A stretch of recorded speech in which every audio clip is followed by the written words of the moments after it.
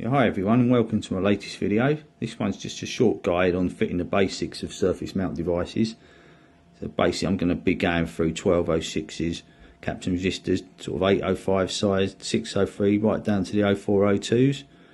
I'm then going to be fitting an SO8 IC, got a voltage regulator, I've got a SOT 23 there and a couple of LEDs below it. And I'm going to finish the video with this 100 pin quad flat pack, which yeah, I'll show that right at the end in sort of quite fine detail. So yeah, what you need really, a couple of fine pairs of tweezers. I used two different types of solder through it, different sizes, I'll mention them. And yeah, I'll show everything step by step, so it should be pretty clear. So what I'll do, I'll get straight on fitting the 0805s, and hopefully you'll sort of learn something from it, and yeah, hopefully enjoy it. I've come to the sort of fitting the first components for the video. All I'm going to do on this, I'm just going to fit an 0805 resistors and capacitors to these two positions. So you've got C50 and R82. This is the way I like to do it. I know some people basically they like to put a blob on one end and then sort of attach the components to that blob and then redo the other end. This is why I like to do it. So literally I put a little bit of flux on the pads. So you can't really do this without the flux. And I'll drop the components into position. So you've got your capacitor and your resistor. And then what I like to do, I literally like to just tack one end on, because I think this way you get a sort of better feel for how much solder you need. So you're looking for sort of a joint that's sort of curved from the top to bottom like a ski slope. Yeah, so literally I tack them into position, so they're nice and central to the pads. And all I do then, I go to the other end and just solder that properly. So you're looking for a nice curved joint top to bottom. Same with this one. And then I can go to the first end and revisit that and do it sort of properly, same as the other end. So that's what you're looking for, a nice sort of curved joint. I'll quickly clean these up so you can sort of see how they are. But yeah, if you can get these joints sort of nice and sort of uniform and sort of nice amount of solder, this will enable you to do the harder components in the future. So I've got sort of a nice sort of curved joint going down, same there. So you've got four nice joints, nice and central components. Like I say, if you can get these joints not bulbous, it really help you when you sort of get to the smaller 0402s and your fine pitch ICs. So what I do, as always, I'll put photos of these up at the end. But what I do now, I'll move on sort of to other components for the video, and yeah, we'll go from there. So now we move on to some SOT 23 diodes. Basically, I'm going to fit a Z4 and a Z5 in position there. This is literally done the same way as I've done the resistors beforehand and the capacitor. All I do, a little bit of flux again. So it's pretty vital, the flux, and all I do, lift the component into position. Again, I don't sort of blob one pad like say some other people do, but this is just the way I like to do it. So I'll get a little bit on my iron, and I normally tack the bottom sort of right hand corner of these ones. Just put a tiny amount on there, just to hold it into position. Same with that one. So I've got a nice amount on the corners, and all I do then, just get a fresh bit of flux just to sort of aid it all when you're sort of doing it properly. And then I can go to the other end first. I normally just do this one first.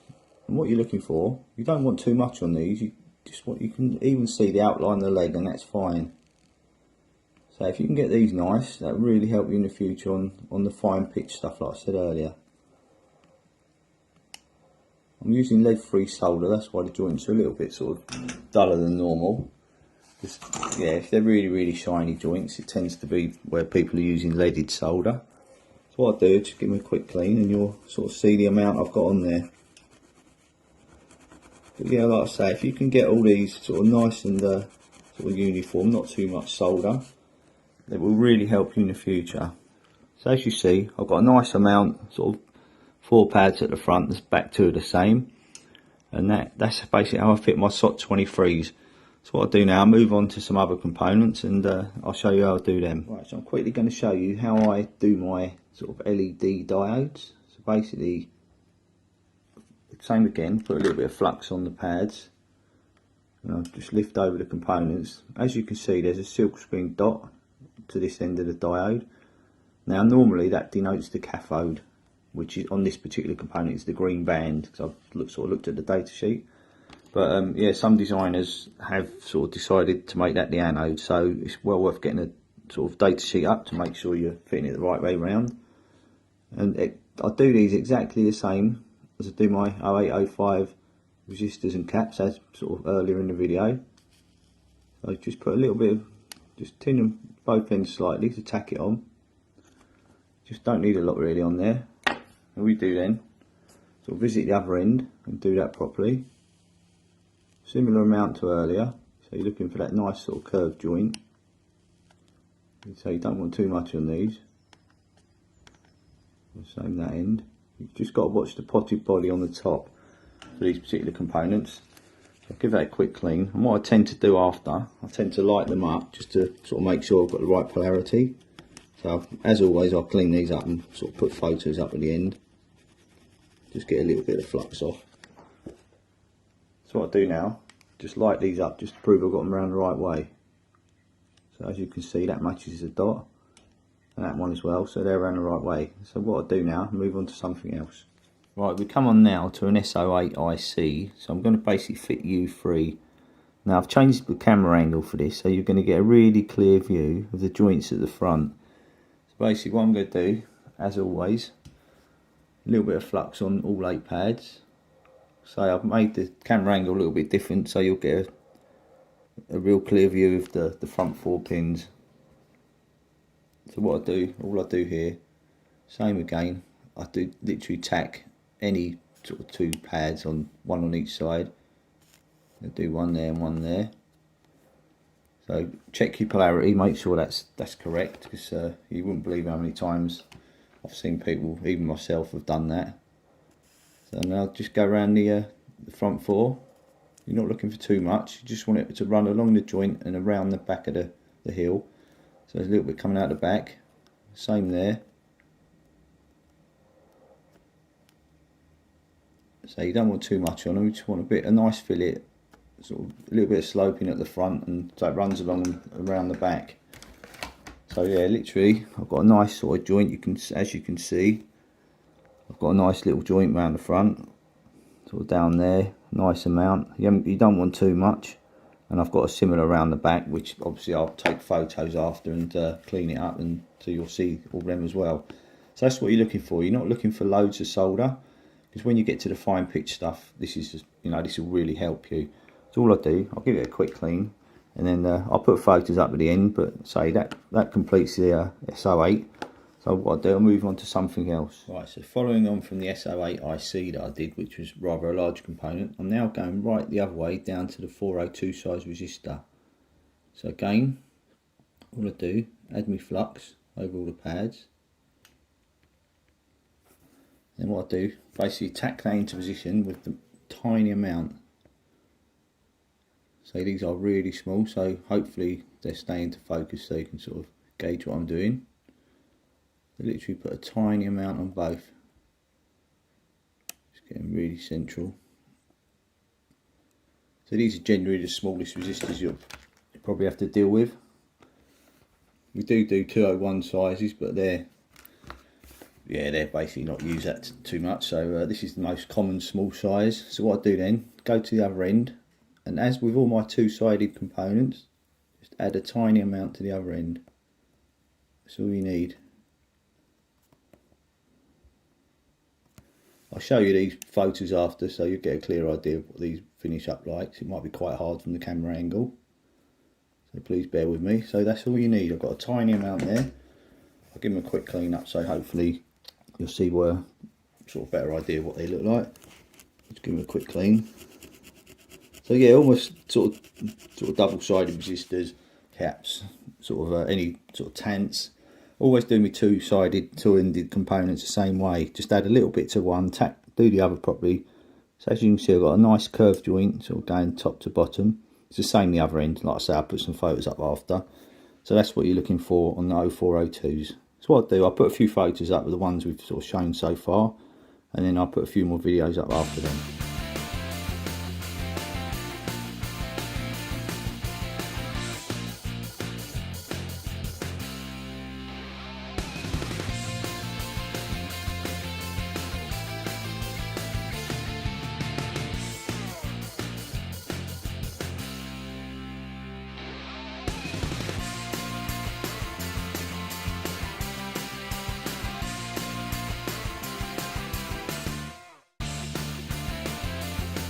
Right, we're going to start this second section of videos with quite a large voltage regulator. Obviously a lot larger than the 0402 before the photos. So what I've done, if you get anything like this, you can see on this one here, this one's actually connected sort of to the plane all around it, and that's going to make that difficult to solder, because when I see people soldering these, they just get generally a bit run right up the end, but it don't really spread across the pad. So what I've done on this one, this isn't joined to the plane, but this is just, if you're struggling, this is what you want to do. I've literally tinned this with solder already and wicked it all off, so I've got it nice and flat. And so when you solder the end, it will sort of more easily spread under the body and join the pad underneath. So that's a good tip, basically. If you're struggling to get the solder to go beyond sort of the end, tin it first, wick it off, and obviously it'll make it look a lot easier. So what I do now, I put the component on and I'll show you how I solder it up. We come on to the first end of the regulator. So what I do, as always, a little bit of flux. So what I do, I slide the component into position, and then I sort of get these two generally soldered up. The middle one on this component, middle leg, isn't actually used, so you will find some of these do have the middle pin missing. So what I can do, hopefully it'll stay in focus, because I've got to change my iron bit for this. I've got rather a large one to help with basically aid with the other end. So I can do, get that central, and then solder these up properly. So hopefully the focus will stay in. Hopefully you'll see the amount I've got on these. You just want it to run round the sides, round the hill. So you've got quite a nice amount sort of going up the sides, right round to the back of the hill. So that's basically the first end. So what I do now, just turn it round, and I can solder up the other end. So as you can see, you don't get a lot of room on these components at the end. That's why if you pre-tin them, like I did a minute ago, it really aids you. So again, a little bit of flux. So when you get a ground plane on these components, you might need quite a large tip. So I've actually got a large tip with a flat side on it. So what I can then do, just turn around a little bit more, so stand on its side, and when this takes, it'll go really nice. It just takes quite a little while to go. Right, I know, because it's already tinned, that's going to run really nicely underneath. Just literally, that's all I've got to do. As you can see, you've got a lovely joint right around the bottom.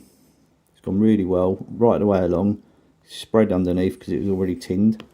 So that's basically what you're looking for in your regulators.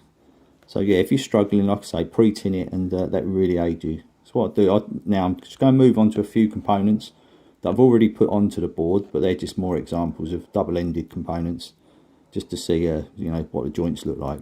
Alright, so following on from the voltage regulator, all I've done here, I've literally already sort of soldered these on properly, just to show you sort of what the joints should look like. So yeah, these are basically 603 caps down there. So as always, like you can see, the curved joint going top to bottom. The same the other end. There you got a couple of sort of 805 resistors, same again.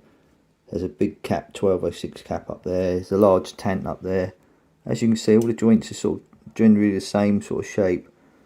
All I do, exactly the same, all my two-ended components I do all the same way as in previous videos, no matter what the size. So there, that's generally how I do them. So yeah, you know, it's a good method, and like I said, I don't sort of tin or pre-blob the pads like some people do, but it's like everyone's got their own preference, but this is just the way I like it to you know, to get a nice joint. So yeah, what I do now, I'll move on from this. Lastly, I'll show you the quad flat pack 100 pin, and yeah, after that I'll put a few photos up, and hope you enjoy it. Right, so this is where we finally come on to the last component I'm going to fit for these videos. This is a 100 pin QFN or quad flat pack. Basically what you do first, basically put it on your pads and line it all up. I've already tacked a pin around the back side in this corner. So what I do, I tack a pin on the other side, the opposite side, and then I'll show you how I sort of do the joints. So basically all I do, run a bead of solder, bead of flux around that side. Just put a little bit on your iron. You just want to tack one corner on the opposite side to the one I just did a minute ago. So what I do, just tack any sort of pin on this one. So let's tack that into position. Then I can just literally run down the joints with my solder. I don't drag solder like some people, I do individual pins. So what I do, hopefully you can get a sort of picture of what I'm doing. It's quite hard for the camera angle. I can sort of just go along, nice and simple, just feeding a little bit in all the time, doing maybe 1 or 2 pins at a time, and that's that side all soldered up. Got a nice little fillet on every joint, so it's running around the back, and that's as simple, you know, as it can be really. I don't like to drag solder because I'm always a bit worried about the pins. So what I do, I'll turn it around, I'll do a different camera angle for the second side, and hopefully it go alright. Right, so come on to the second side. So what I've done, I've changed the camera angle, so hopefully you can get a sort of clear view of what I'm doing. So again, run a little bit of flux along the whole side, and all I do again is literally get my iron and do 1 pin at a time, in and out, in and out, in and out. So if you catch 2 pins at a time, not a problem. I'm getting a nice little sort of bead of solder right around sort of both sides of the joint, down round to the back, round to the heel, and that's literally how I do sort of, you know, basically how I do the second side. It's yeah, it's a good option. This, I say I like to do the pins individually. So you know, if people like to drag solder, that's good, that's fine. But at the end of the day, everyone sort of gets their preference. This is just literally the way I like to do it. Right, so it's now onto the third side. So again, just run a little bit of flux all down the side, and then say do the same as the first 2 sides. Just do each pin individually. I've already tacked the corner on this one. So that's all I do, go in and out, in and out, in and out. It's not a lot longer than drag soldering, it's just, you know, I personally find it a little bit safer. So there you go, it's that simple. Right, so finally, we do the fourth side. So again, a little bit of flux. The flux is really important with soldering. You must really use it. It just aids the soldering so much. So again, same again, in and out. It's just, you know, this is just a good safe method for everyone really. You get the odd little short, but you can easily remove it. That's it. That's all 4 sides done. So what I'll do now, I'll clean it all up and put some photos up. And yeah, I hope you enjoyed all them videos. And if you did, you know, please sort of like and subscribe. And I'll see you again soon. Yeah, hi. So yeah, basically, just wanted to record this little bit of extra video for this last IC placement I did. Yeah, right at the start of the video, I think I said it was called a QFN. It's actually a QFP. Ends like no leads, and this one's obviously got leads. So this is actually a QFP. So I just thought I'd sort of correct it, save everyone messaging in. There's just a couple of other little points I should have really said.